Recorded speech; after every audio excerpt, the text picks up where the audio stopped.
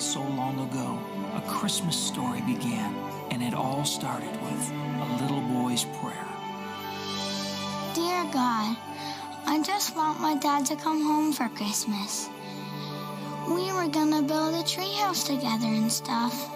I know he's got important work to do, but I need him to help me break in my catcher's mitt. Thanks, God.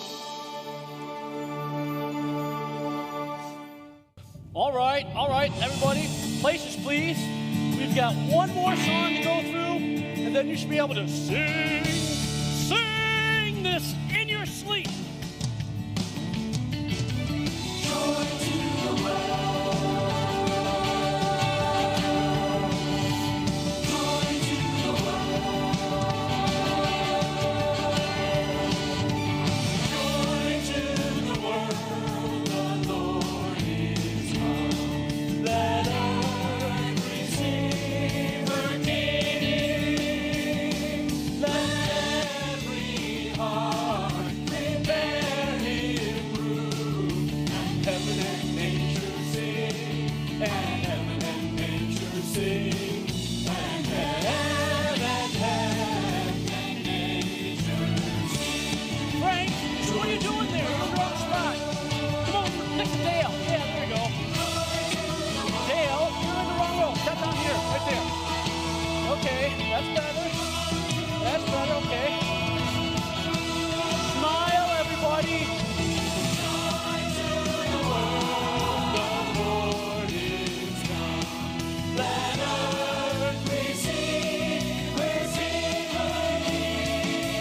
Let every heart prepare him room. And heaven and nature sing.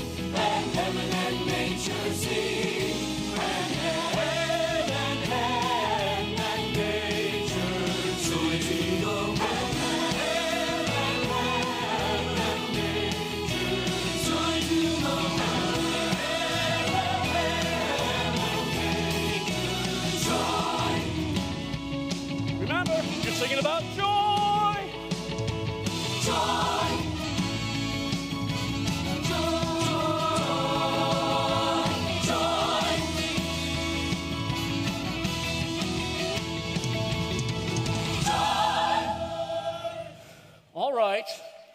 All right, that was good.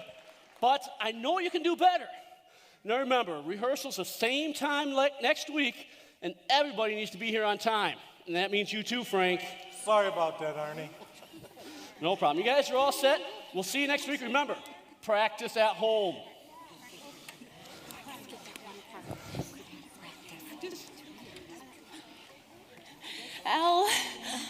Elle, thank you for introducing me to everyone and putting in such a good word with Ernie. He's a great choir director. I heard that, and I like it. Meredith, you are the one we need to be thanking. Ernie is already calling you his star alto, and everyone just loves your voice. Oh, Elle, you've been so kind to me. I honestly don't know what I would have done without your encouragement. Ever since Nick and I broke up, it's just been so hard. But this just makes me feel alive again. She feels alive. I can't tell you how happy I am to hear you say that. You'll see, this is going to be a great Christmas, and new friends have to make new memories, right? That's right. What do you have in mind? Why don't you come over to the cafe on your lunch break tomorrow and we can eat together? Mom and I put some new holiday baking on the menu starting this week, so after a light lunch, I'll put together a sampler and you can give me some fresh perspective. What do you think? Can you do it? Fresh perspective? You can't fool me, Elle. What? Everyone knows that Murdoch's Cafe has the best pastries and treats in the country. You just want to fatten me up like a Christmas turkey for some reason. Okay. So is that a yes? Absolutely. I wouldn't miss your sugar cookies for the world. That's the way things are here in this little town called Forrester. Folks are friendly, and even more so as it gets late in the fall and Christmas approaches. Yes, sir, Forrester is known all over as the perfect place to celebrate the holidays. From the winding Brunswick River along its side to the picturesque mountains that lay to the west. It looks and feels like pure Christmas. Now me? Well, let's just say that I'm a friend of a friend keeping his eye on a promise. And it all began with a little boy's prayer. This is so much fun, Al. Thank you for inviting me. And oh, you guys make the best bread I've ever tasted in my life. Oh, do you really think so? Trust me, the best. Oh, well, thank you. But really, it's my mom who deserves all the credit. She does all the baking. I just help out however I can. I keep up on the new coffees, but my specialty is playing host to VIPs like you. Oh, well, I feel like a VIP. Al, you've been so kind to Lacey and I since we moved to town. I honestly didn't know what I was going to do. And I felt so alone since the divorce. It's hard enough being a single mother and then moving to a new place. Well, you know. And I'm so glad you did move here, Mayor. I've got a new friend, a new singing partner, and someone to try out Mom's experimental cookies. Can you stay just a few more minutes? Rob was going to swing by on his way to pick up Brody from school, and I really want you to meet him. Sure, I'd like that. Oh, good. Then I'll just grab us some of Mom's shortbread cookies and check on things in the back. I'll just be a few minutes, okay? Oh, don't worry about me, Al. Please, just take your time. I'll just enjoy the beautiful view of the park from here.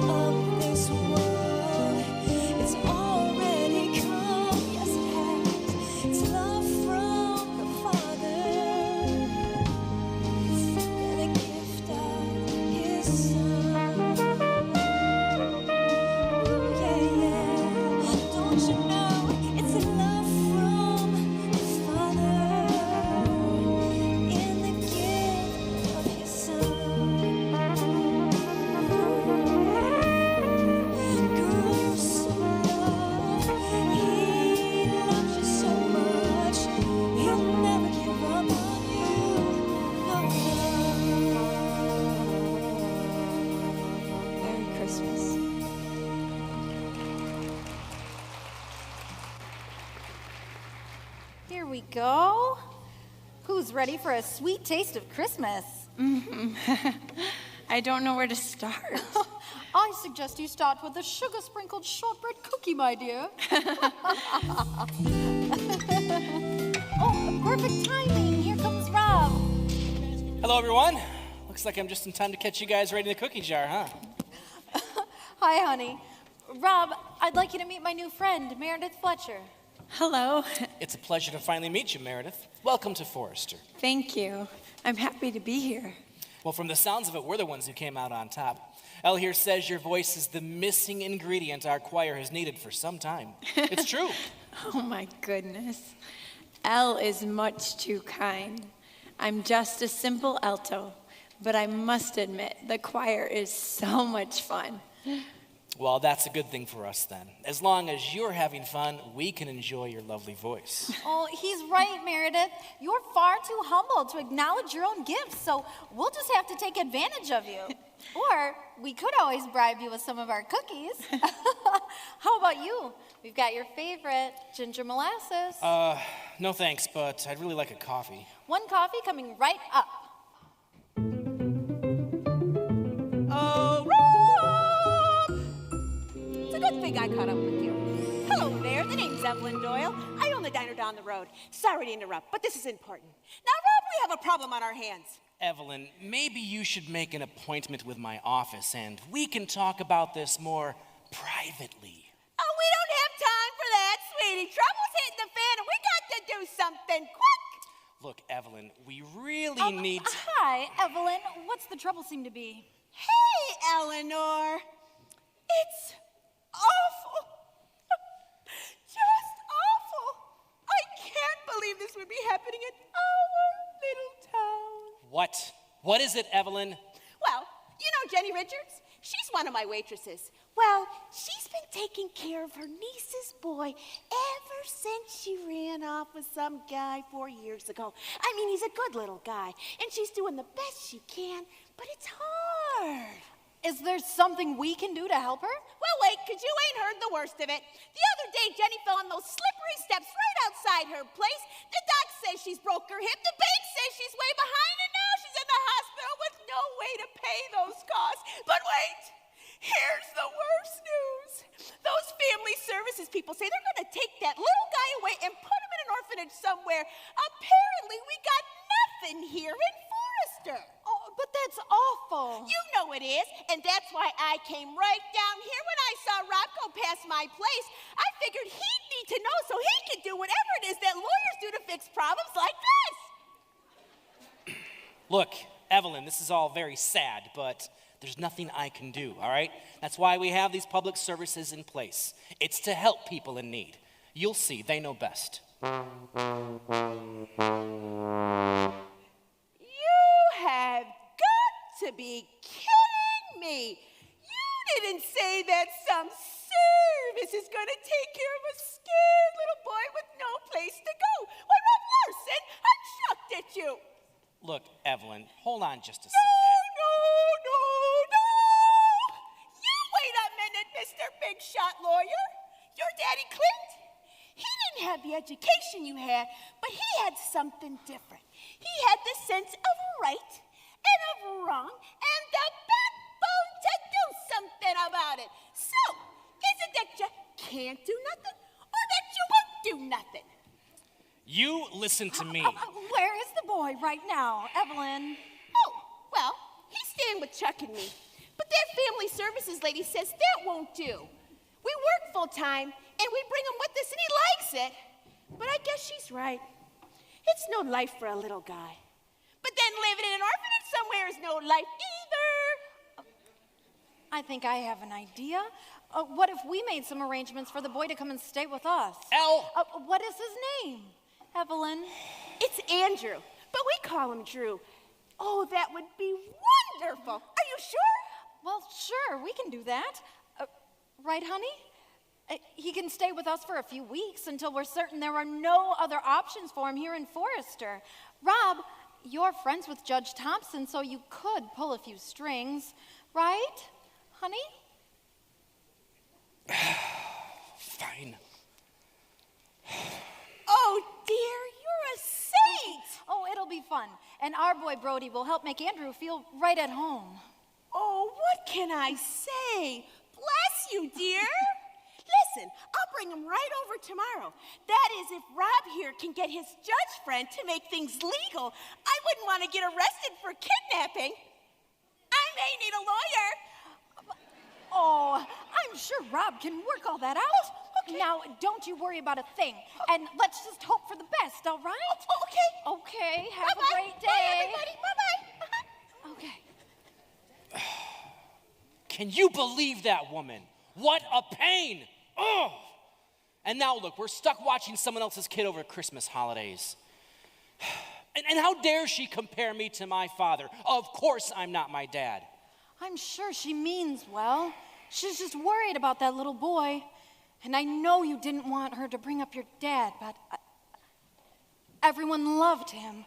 She's like everyone. They're just looking for someone to fix it and make it better. Yeah, some things never change. I believe these two have some things to talk over. While they do that, let me fill you in on a few family particulars, some pretty important stuff to this story. You may have already figured out that Clint Lawson is Rob's dad, who passed away, or as his grandson Brody likes to put it, left for heaven about a year ago. Clint had served in the military and then started his own construction business right here in Forester.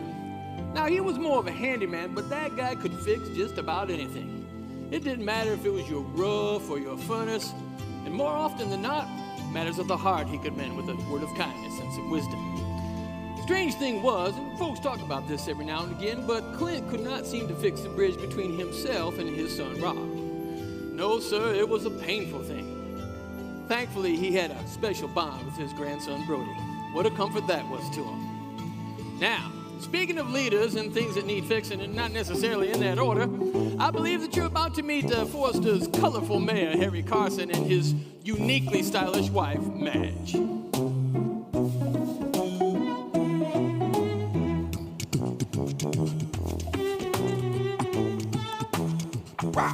Rob, it's awful. It's just awful.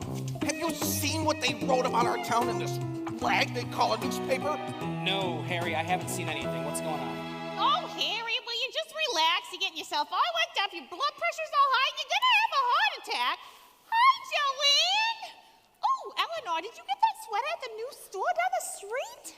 She's right, you know, Rob. I can feel my corrupted artery seizing up from all the stress. Seriously, put your hand right here on my neck. I tell you, it's just too much. Harry, knock it off. He doesn't want to feel your neck.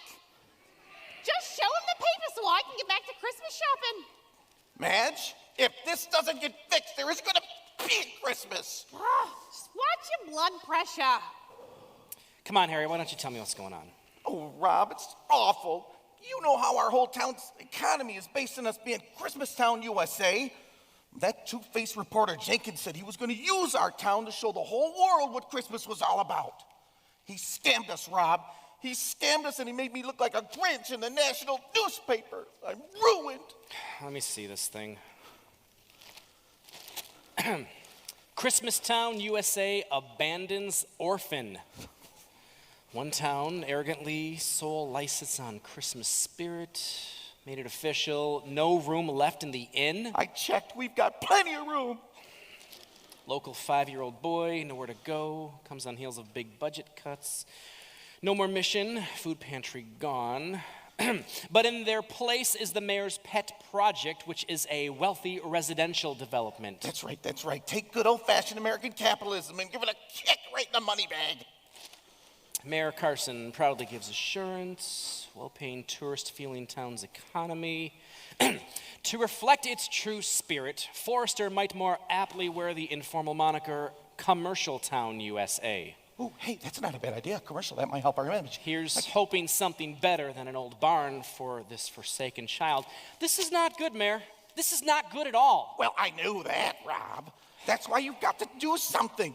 I mean, you're the town lawyer. Can't you sue him or sue the newspaper? Sue somebody. Harry, I told you to watch what you say to that reporter. Yeah, I know, Rob. I know. Listen, that's not helping right now. I'm having a heart attack here, and it's all because of some little kid. It's some little kid that's stuck in the system, and that's my fault. Listen, you're the legal guy around here. Yeah, and you're the mayor.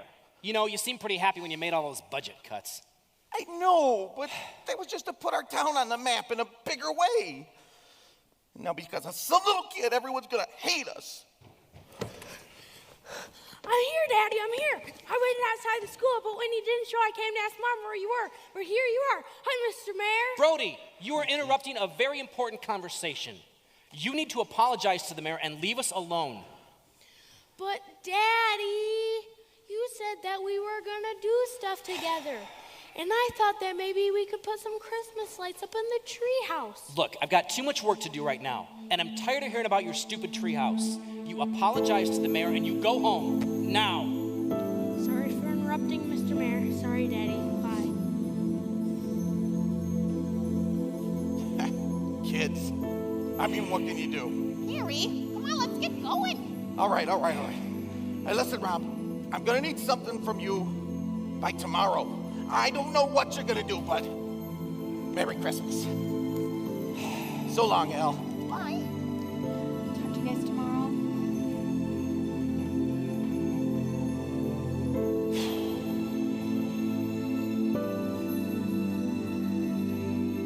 Rob,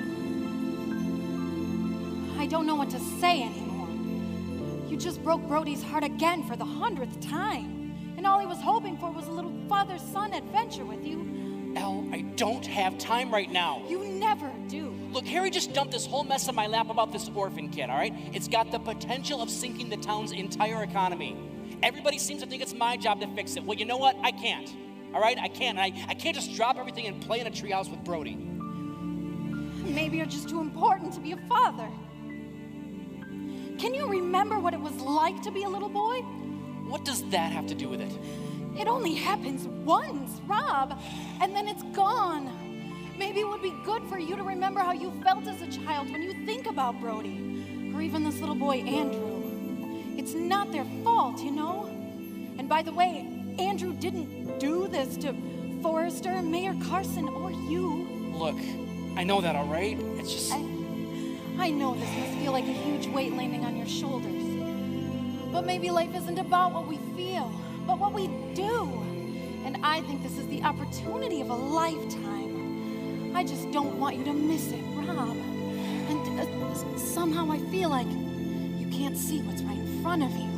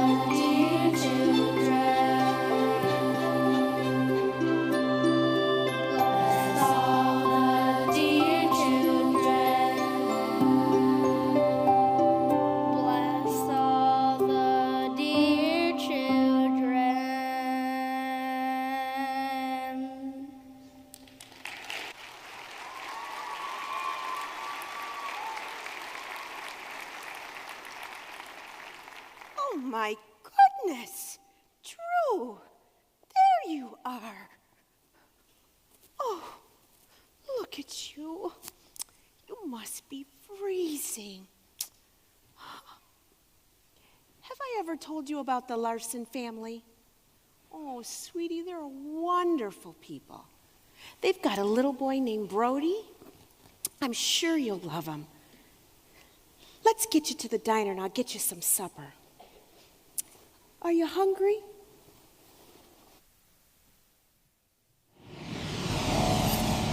Hey, let's play cowboys. Now you boys best keep riding, you hear? This town ain't big enough for the two of us. Oh no, it's the bad guy.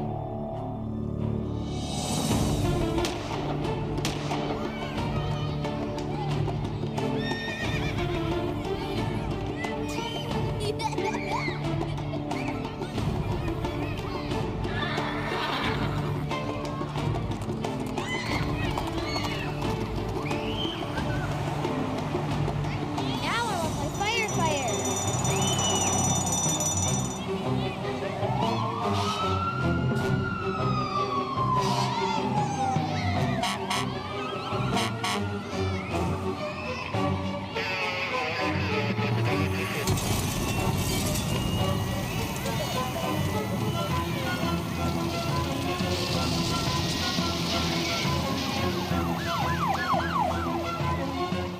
I want to be a jet pilot.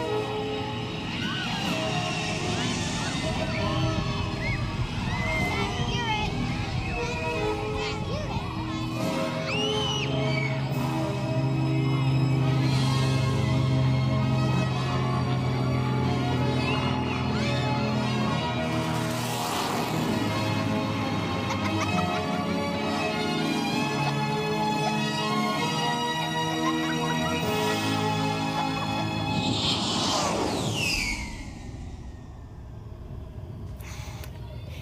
Bye, guys. It was fun being with you. Brody! Brody! Are you back here somewhere? Hi, Daddy. I'm up here in the treehouse. There you are. Hey, I've been looking all over for you. Hey, I wanted to talk to you about something. Sure, Daddy. Did I forget to pick up something in my room? No, it's nothing like that. It's just, we see I was supposed to pick you up from school today, and we were gonna do something together, just the two of us, you know, and Yeah, Mommy told me that you had important work to do, so you couldn't play and stuff. You got really important work to do with the mayor, don't you, Daddy? well, And you help really important people, too. That's why me and Mommy, we gotta figure out to do things on our own, right? that's not exactly true, son. Look, do you think maybe I could come up there and talk with you for a bit? Sure, Daddy, come on up. I'm decorating for Christmas. See what I'm doing? Come on, slot strong. Grandpa made it so it'll hold you, too. Well, I guess I need to check out all your hard work and see what you've been up to. Yeah, come on, you're gonna see it's really cool. Just go to the back and climb up the ladder. Do you see it, Daddy? Come on, it's lots of fun up here. Now, something seems a little strange here. Well, it's because it is. You see, this is the first time that Rob has ever been up in his son's most favorite place in the whole world. The treehouse his Grampy Clint built for him. It was the final love project he took on before he moved on to heaven. Rob didn't care one way or the other about the gift. It was well built and it was safe, and Brody and his friends loved it. But here's the odd thing. Rob had somehow resolved to make this treehouse the object of his last stand against his father. He refused to see it no matter how much Brody had asked him. So you see, this is a big day for both Rob and Brody. Yeah, this is nice. Really nice. Your Grampy Clint did a great job. I can see why I like being out here so much. Do you really like it, Daddy? I mean, really, really like it? Yes, Brody, I really, really like it. I don't think I've ever seen a better built treehouse anywhere. It's a pretty special gift for a special boy. There's no doubt Grampy Clint cared about you. And you too. Huh? What's that? What do you mean? He loved you too. He told me when he was building the fort, and I would help him, and we sat down for a lunch break for some coleslaws and apple, because that was our favorite lunch break, and that's when he told me so. Coleslaws and apple? I'm afraid I don't follow you, but it sounds like you guys ate, pretty good. Yeah, we did. Grampy said that it was good for us, and that it would help us to get strong. That's when he told me he loved you, and then... Guess what, Daddy? I remember now. Guess what? After we were all done building, we sat down for another lunch break, right here. And Grandpa gave me a letter to put in my treasure box, and that's for you. Wait, he gave you a letter to give to me? Are you sure? Yes, he said that someday after he was gone, you'd come up here, just like today. And I was supposed to keep this letter secret in my treasure box, but now you're here, so I can go get it, right? Is now the time? Yeah, I guess. I mean, it's in your treasure box? Yeah, Grandpa gave it to me. It's red. Okay, I'll go get it from our hiding place, okay? Okay.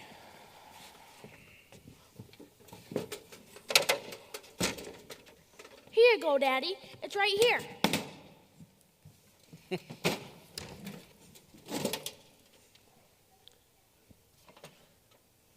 Brody. It's my frog.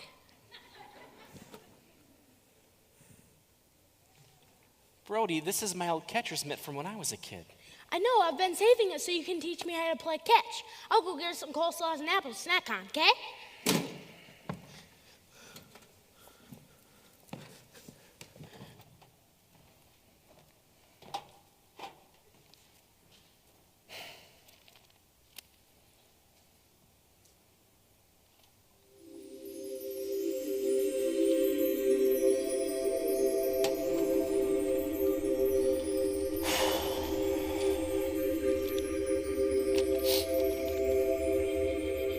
Dear Rob, I want you to know how proud I am of you. Watching you grow up has been one of my greatest joys. You've accomplished much, become a husband and a father. I admire the strong choices you've made. When you were a boy, I figured I'd done my time in the military and could devote myself to family. Well, things happen in the world, though. I felt like I needed to do my duty and invest for your freedom. You were about 7 when I left for those 3 years, and it was the toughest and loneliest decision of my life. I was a young man, and I thought I was doing the right thing. Truth is, son, even now I'm not sure I made the right decision. Not because the service wasn't noble, but because it cost me a bond with you I never got back. Something broke, and I just can't seem to fix it. Now I'm trusting God to do the impossible. Maybe you don't remember, but I promised to make you a treehouse the year I got called back for active duty. Well, you wanted it for Christmas, and it was going to be our project to work on together. I only got home for a few days that Christmas, and then I had to leave. You were really disappointed, and I can't blame you. By the time those 3 years were up, I felt like I'd lost the most important thing in my life, you. You were 10. It seemed like you were going on 18, and the promise of a treehouse suddenly expired with you growing up. You've always been a good son, Rob. It just seemed like you didn't trust me anymore. Didn't need me. At times didn't want me. You're a successful man now with your own family, so this may seem too little and too late, but I'm sorry, Rob. I regret never being able to heal the road between us. Since you're reading this letter, you're probably sitting somewhere up in the treehouse I built for Brody. He's a beautiful boy, and I love him. You're a great father, Rob, and again, you've made me proud of you. Just between us, though, I really built this treehouse for you. One thing I've learned with all the building I've done is that everything has to have a foundation, and a good one if it's going to last. Like this treehouse you're sitting in. I did my best to make it strong and safe for Brody and his friends, but ultimately it's only as sure as the tree it's resting in. I had a dream of sitting right where you are and telling my boy of the most important things I'd learned in life. Well, this is going to have to do, son. I'm believing that you and these words, being up here, will mend some distance between earth and heaven. Look at this tree, as strong and beautiful as it is, it didn't make itself. Like everything, it had a beginning. Even now, it depends on the rain, the sunshine, and the ground it's anchored to. You've always been independent, self-motivated, and ambitious. But believe me when I tell you this, there's no such thing as a self-made man. You came from somewhere, and even now your life is dependent upon more things unseen than you could imagine. Wise men speak of a 10 and a 20-year plan for life, but from where I'm standing right now, you best have at least a 100-year plan. What's your life built on, and will it last? I've always held on to truth I got from the Bible. It says in Proverbs chapter 24 that through wisdom a house is built and a life is built. And by understanding it's established on a strong foundation. There is no wisdom greater than God's. The life you build on that foundation will last. I pray that every time you look out in your backyard and see this treehouse, you'll remember me and think about what you're building your life on. God bless you always, my son. With all my love, Dad.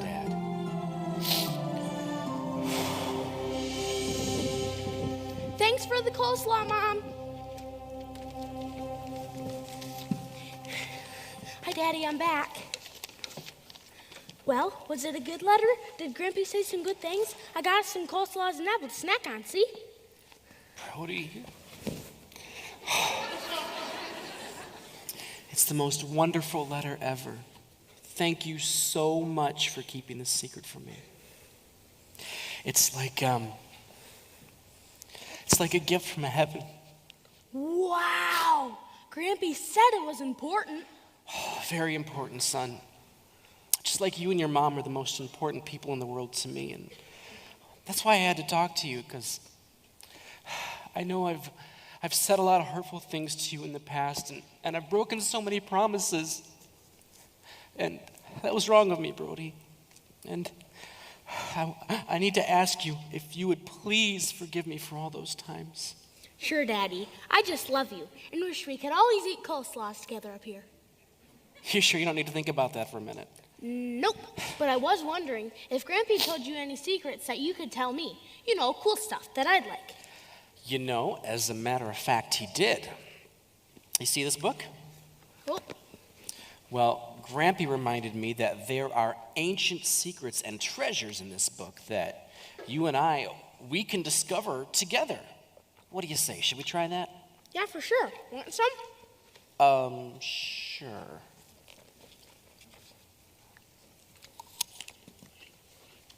Yummy. You know, Grampy said we should take a look in the book of Proverbs. That was one of his favorite places to read in this old book. Really? Why do you think so? You know, it probably had to do with when he was a little boy and what his dad taught him. Oh, I don't know about you. That touches my heart. What a picture. A father leading his son into the mysteries of love and life itself. Ah, what a gift it is. In fact, it's probably the most amazing treasure. After all, isn't that what started this whole beautiful celebration we call Christmas? The right gift at the right time can not only change you, it can alter your life forever. That's Christmas. The true light shining in the darkness, and suddenly what was hidden is made known.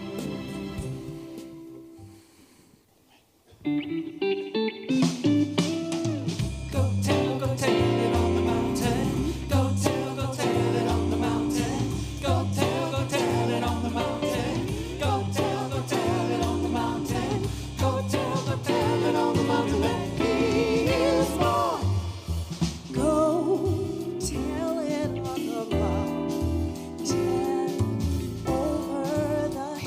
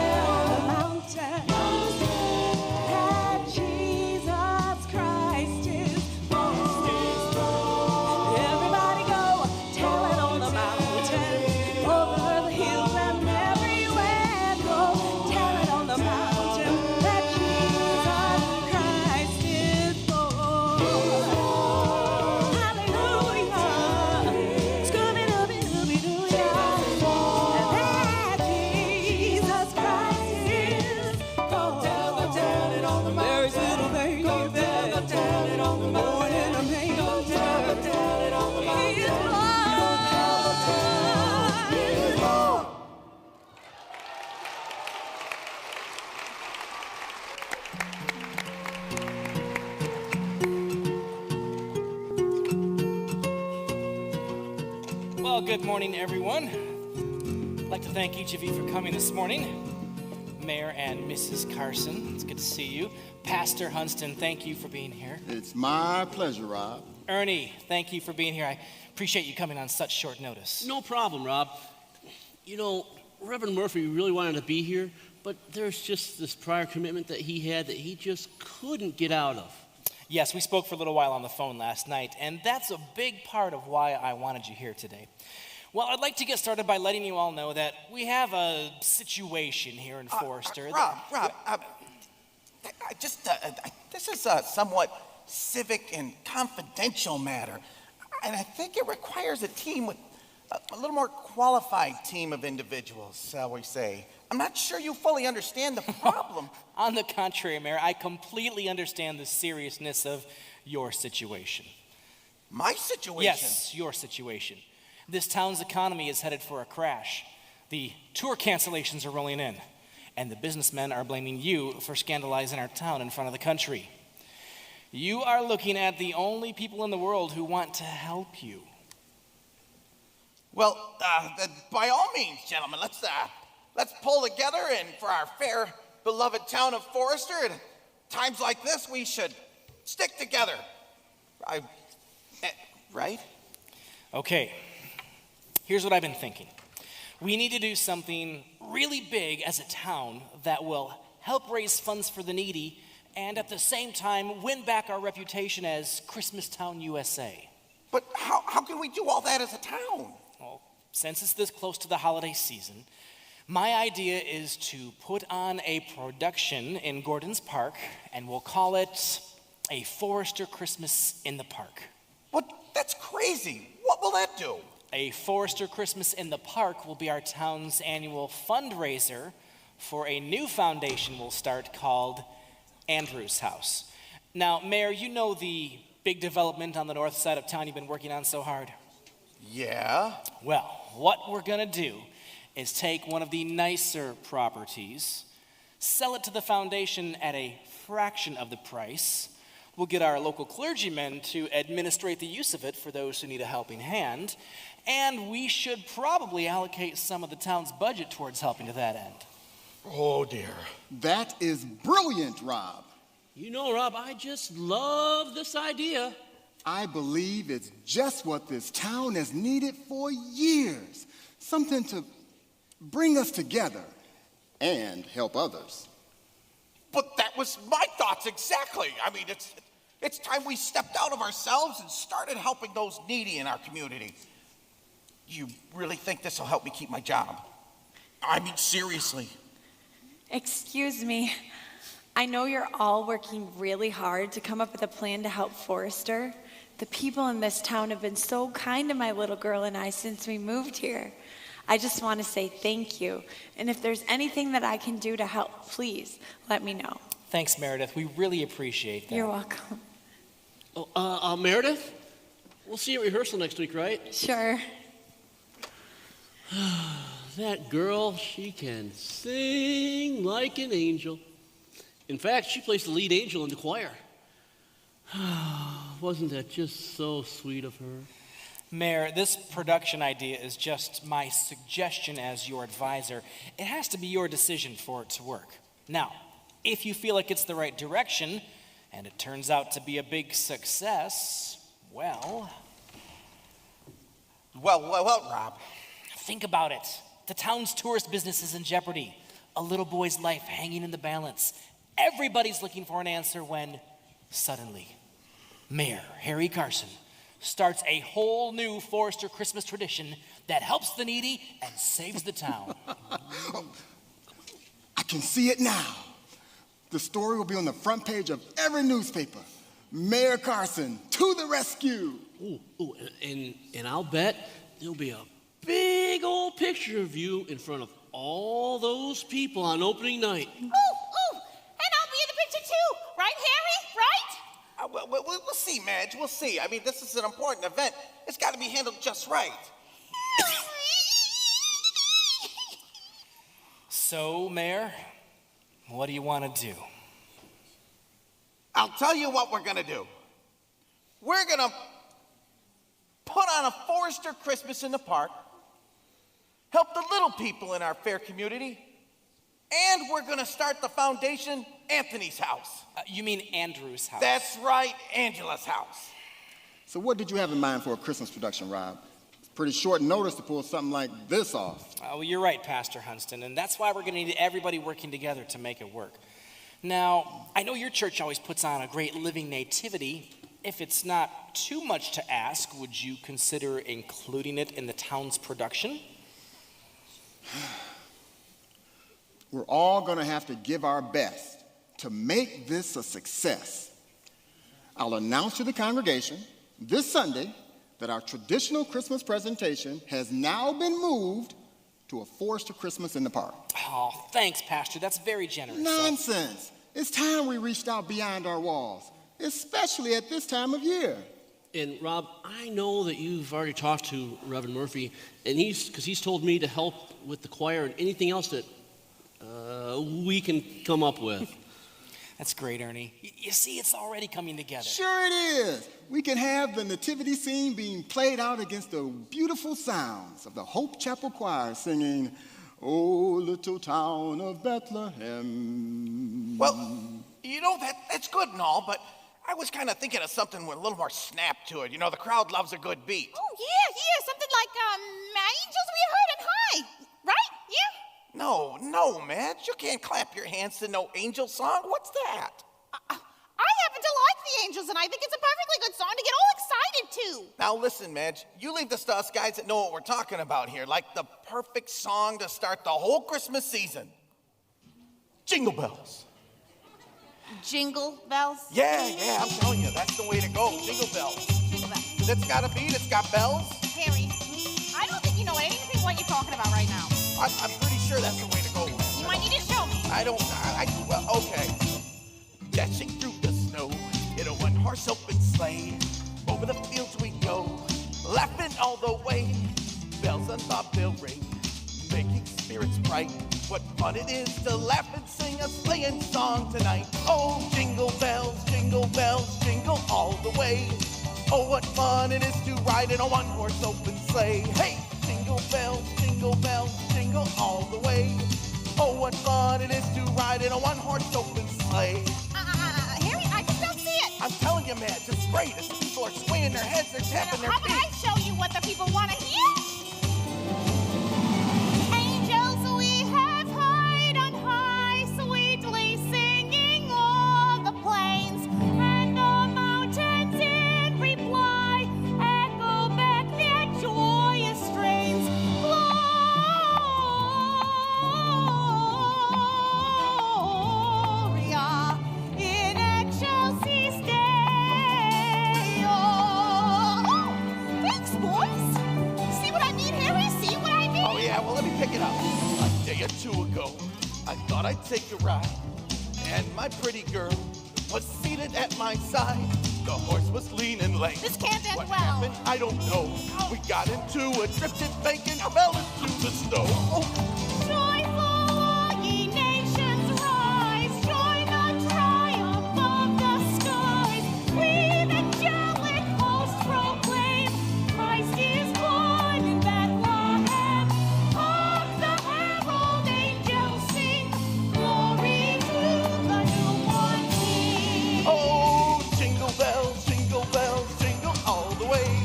Oh, what fun it is to ride in a one-horse open sleigh. Hey, jingle jingle all the way. Oh, what fun it is to ride in a one-horse open sleigh.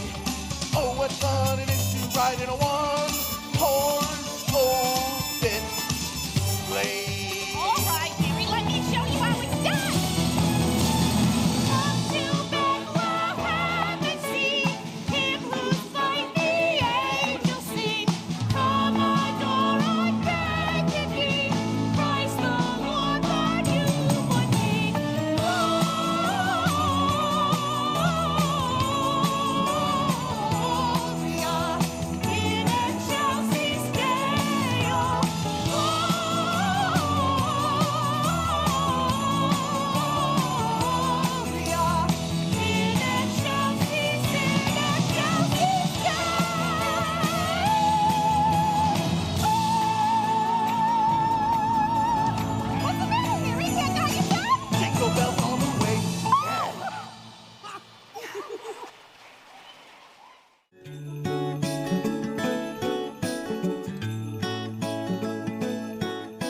Well, if you remember, we left off with Mayor Carson and Madge being, well, Mayor Carson and Madge.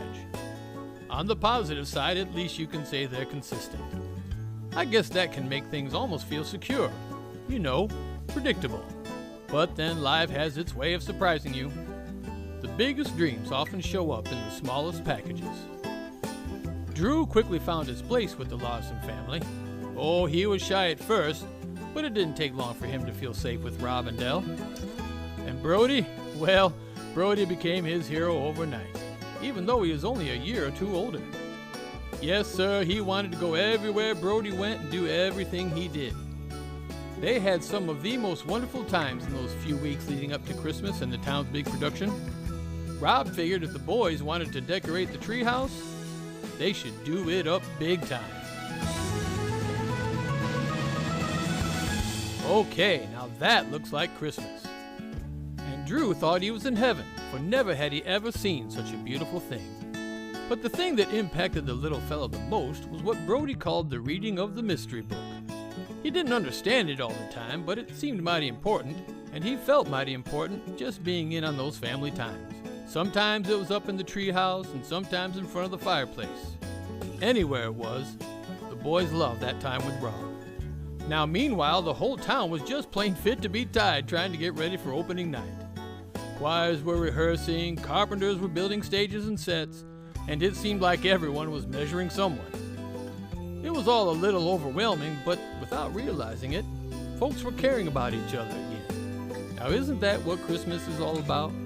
Preferring one another, loving one another. I believe the good mystery book says, God so loved the world that he gave.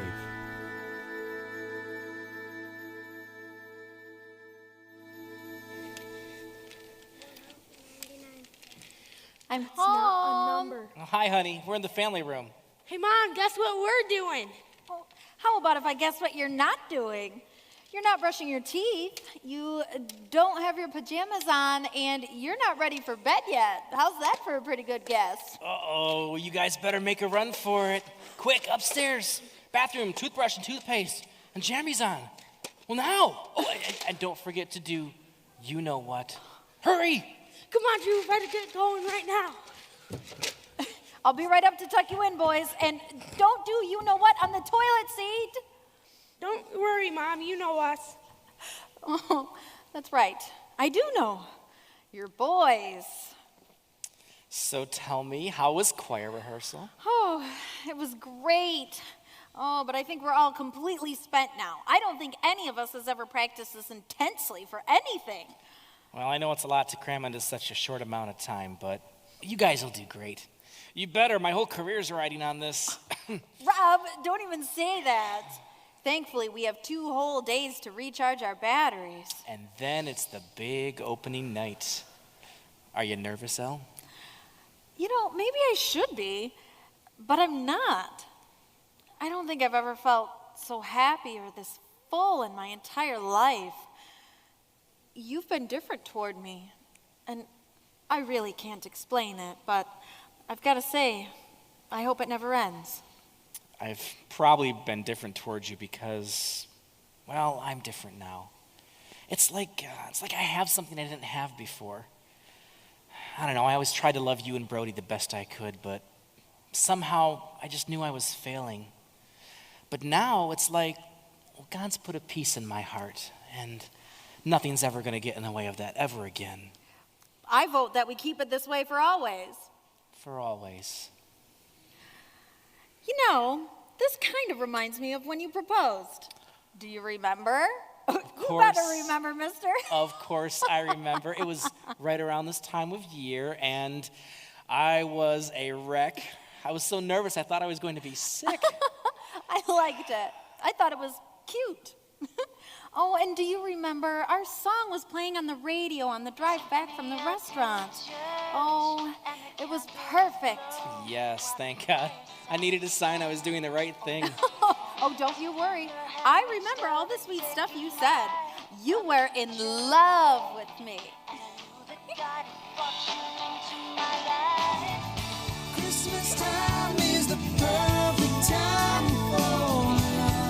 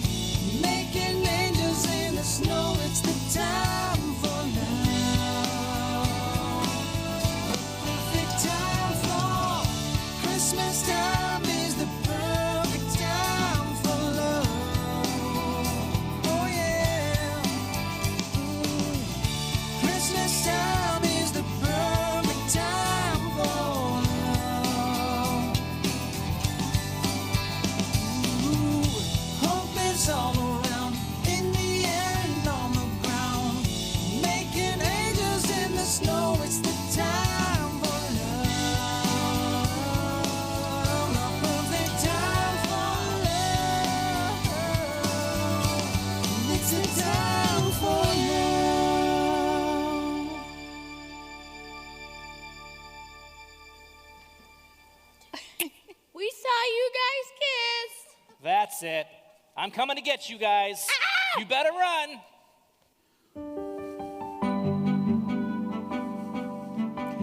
Finally, the big day had come. The first presentation of A Forester Christmas in the Park was here, and it seemed the whole town was excited and anxious. Now, that might be expected from a cast on opening night, but the particular circumstances at play here had some folks just plain worried. The more high-strung members of Mayor Carson's town council were even trying to pull the plug on the production just days before its premiere. It wasn't safe, they thought. But to the mayor's credit, he refused to believe that doing nothing was the answer. And it was a good thing, too. Local tour companies had caught wind of the Christmas presentation and had put special trips together for their customers. Forester had suddenly grown overnight. Every hotel, motel, and resort was booked solid, and Gordon's Park was packed with people. Now, if y'all don't mind helping me out a little bit, it seems that the responsibility of introducing Mayor Carson and his wife has fallen to me. Now, he's pretty nervous about tonight. After all, his whole career's on the line here. So, if y'all don't mind giving him some good applause when I introduce him, you know I'd consider it a personal favor. Thanks, you guys. Okay, here we go.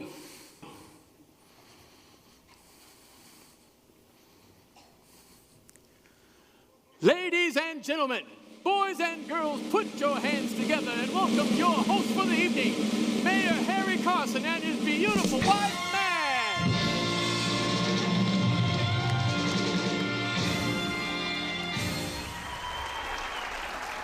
Thank you. You're too kind. Thank you. I love you too. Thank you. Well, it is my pleasure to present to you the premiere performance of A Forester Christmas in the Park. That's right. This is the start of something very special here. So now, before we go on, I would like my beautiful wife, Madge, to say a few words.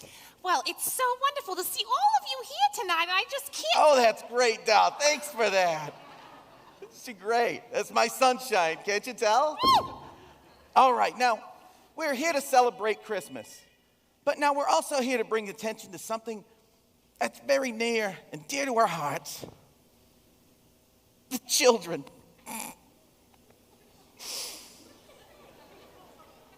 And those in our community who are less fortunate this time of year. So I've taken it upon myself with an elite team to start a foundation called Andrew's House. Now, I'm going to let you know more about that after the performance and even give you a chance to be part of it. But without any further ado, please welcome A Forester Christmas in the Park.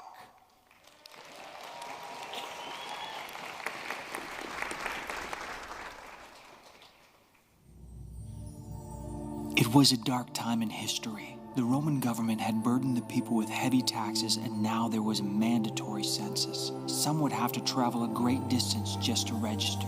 There was much corruption, even among the leaders of the Jewish people, and so they prayed for help. They asked God for a deliverer, a savior. It was 2,000 years ago, and in the stillness of the night, there came an answer.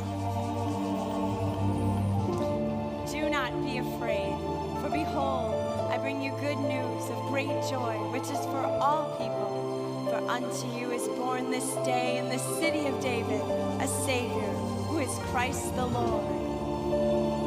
Then suddenly there appeared with the angel an army of a heavenly knighthood, praising God and saying, "Glory to God in the highest, peace on earth, goodwill to men." Before the world began, the heart of love conceived the great design to free the human race. Out of the darkness, light would shine. This light is Jesus, holy and true.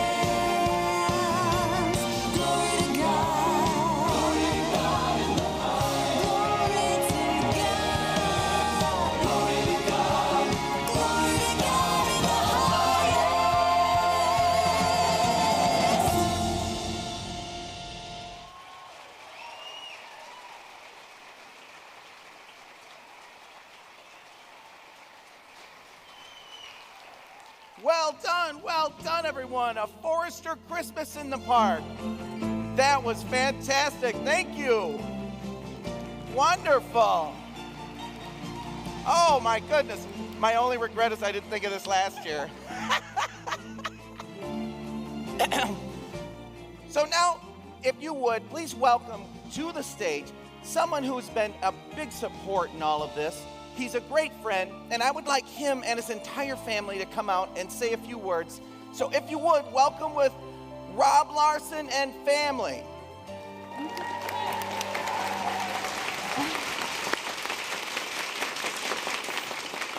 Well, thank you all for coming tonight, and I'd also like to thank you for your generous support of Andrew's House. Now, in case you didn't know, this little fella right here is the namesake and the inspiration behind one of Mayor Carson's greatest ideas for our town, Forester.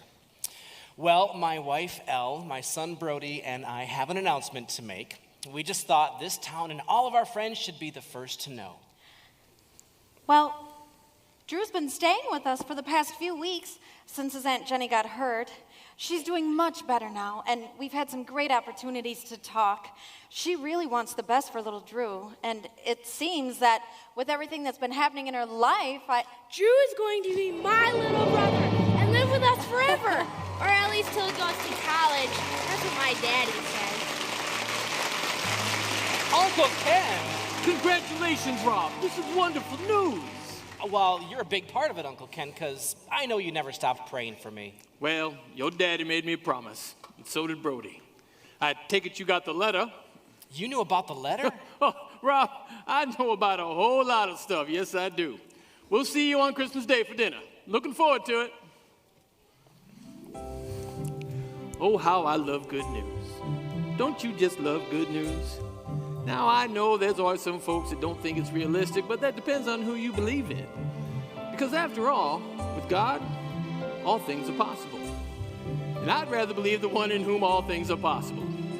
The people of Forester put on that production another 4 nights to crowds of visitors that came from far and wide. National television networks covered the story, along with some newspapers and magazines, rebranding Forester as the perfect place to celebrate the perfect Christmas. Christmas Town, USA was back on the map and better than ever.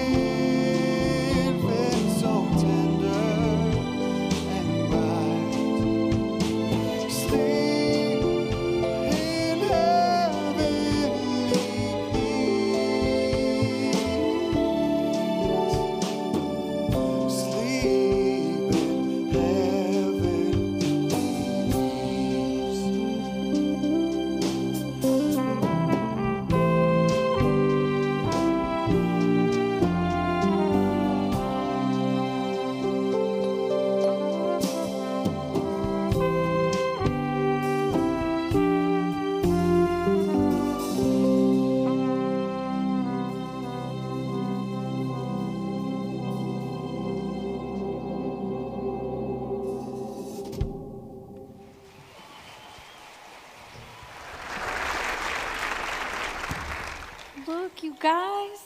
Drew can barely keep his eyes open. Isn't he cute, Mommy? I think you're cute in your little red pajamas. Daddy! Don't get too rowdy, you guys. I don't want this little man waking up. He's had a pretty big week. And tomorrow is his first Christmas with us. I want him to get a good night's rest because tomorrow we're going to have so much fun. I know we are, and I'm so excited. Oh, I think you're right, honey. We're all more tired than we even realize. We've been running on pure adrenaline. What a week, but I mean, it's been great. It's nice to be home, alone with my family, and it's Christmas Eve. Oh, I think I better put this little bundle to bed before I fall asleep holding him. Good night, Drew. Welcome to the family.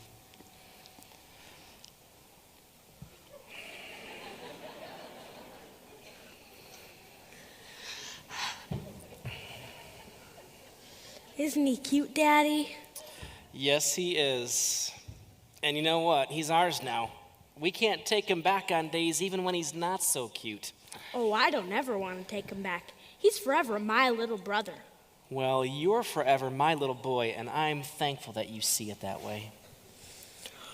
I think it's about time for another little boy to say his bedtime prayers and head to bed, huh?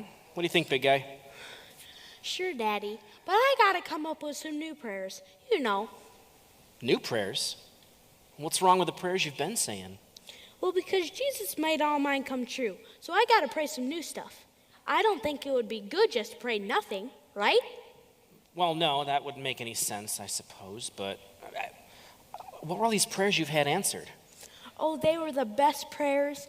I prayed that you would play with me in the treehouse and that I would have a little blooder to be a big blooder too, and they all came true, and even better than I thought they would. Wow, those are some big answers to some pretty big prayers. I guess I didn't realize all that stuff was going on in your heart. I know what I'm going to pray, but I want it to be like right now. You know, the way you read stories about Jesus to us, the way you kiss Mommy and she smiles. Well, it just feels different at home. Can we, Daddy? Can we have Christmas all year long?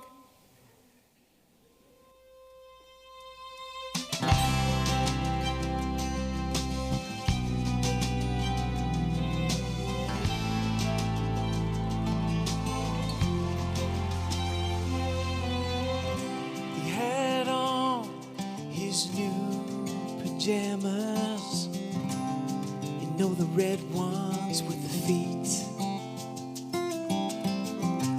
It's now a 4-year tradition we have each Christmas Eve. Reach down those little hands toward me when I called him, hey, you sleepyhead. Then he snuggled tight against my shoulder when I carried him off to bed. Then gently I kissed him and whispered goodnight. And then I heard Daddy as I turned out the light. He said, can we have Christmas all the year long? Tell stories of Jesus and sing all his songs. Something is special in our home today. Can we ask Jesus to stay?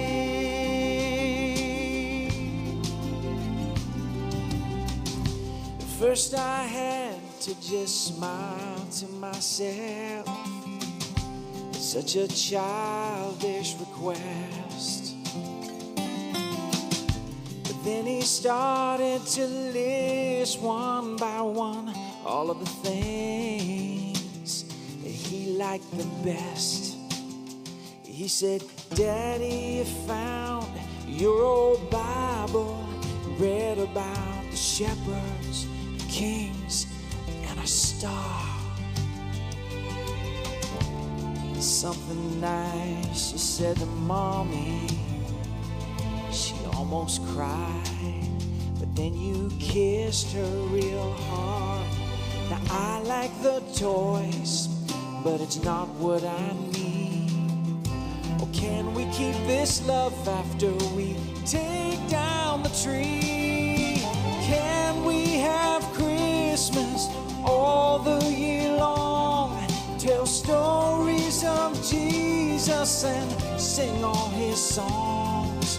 'Cause something is special in our home today. Can we ask Jesus to stay? Now I closed the door and stepped into the hall. She was just standing there, my wife had heard it all. My heart was pounding, my child made me understand that my family needed more than just another tradition. She said, can we have Christmas all the year long? Tell stories of Jesus and sing all his songs. Something is special in our home today. Can we ask Jesus? Let's ask Jesus. Can we ask Jesus to stay?